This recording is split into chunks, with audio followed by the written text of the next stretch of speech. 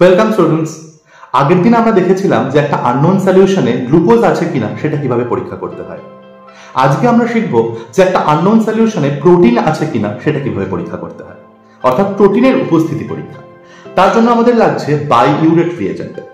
এই বাইউরেট রিয়েজেন্টের মধ্যে রয়েছে কপার সালফেট, যে কারণে এই নীল রংটা আসছে। আর রয়েছে এর মধ্যে সোডিয়াম হাইড্রক্সাইড, যার ফলে এই দ্রবণটা একটা ক্ষারীয় দ্রবণে পরিণত হয়েছে।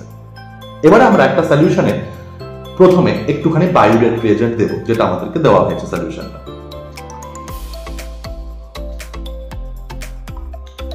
দেখা যাবে যে বাইউরেটের নরমাল যে নীল রং, সেই নীল রংটাই আছে, খুব একটা পরিবর্তন কিছু হয়নি রঙের।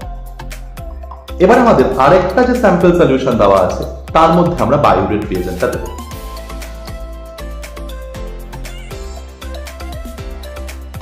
দেখা গেল এটা ডিপ বেগুনি রঙের একটা সলিউশনে পরিণত হলো।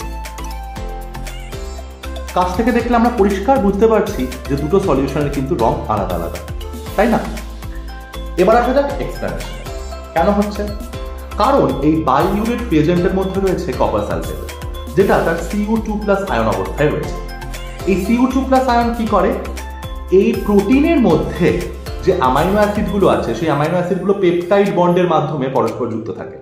সেই পেপটাইড বন্ডের নাইট্রোজেনের সঙ্গে যুক্ত হয়ে এই কপার সালফেটের Cu2+ একটা চিলেটিং যৌগ গঠন করে। এই যৌগের রং হচ্ছে ডিপ পার্পল।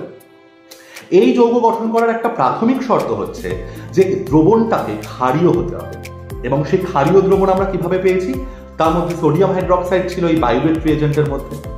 সেই কারণেই ক্ষারীয় দ্রবণে কপার সালফেটের Cu2+ এই পেপটাইড বন্ধনীর নাইট্রোজেনের সঙ্গে যুক্ত হয়ে একটা চিলেটিং যৌগ গঠন করছে। এই কপার পেপটাইড যৌগের রং হচ্ছে ডিপ ভায়োলেট। এই সলিউশনটাতে কোনো প্রোটিন ছিল না, ফলে কোনো পেপটাইড বন্ধনীও ছিল না, তাই এর কোনো রঙের পরিবর্তন হয়নি। কিন্তু এই সলিউশনটার মধ্যে কিন্তু পেপটাইড বন্ধনী ছিল, অর্থাৎ প্রোটিন ছিল, সেই কারণে এর রংটা ডিপ ভায়োলেট হলো। ঠিক আছে? এইভাবেই আমরা আমাদের রক্তের প্লাজমায় বা সিরামে বা মূত্রে প্রোটিন বা অ্যালবুমিনের উপস্থিতি পরীক্ষা করে দেখতে পারি। ক্লাস 11-এর জন্য এই প্র্যাকটিক্যালটা খুব ইম্পর্টেন্ট। তাহলে কেমন লাগলো আজকে প্র্যাকটিক্যালটা তোমরা অবশ্যই কমেন্ট করে জানাও, এবং পরের সপ্তাহে আমরা আবার নতুন একটা বায়োকেমিস্ট্রি প্র্যাকটিক্যাল নিয়ে হাজির হবো এই চ্যানেলে।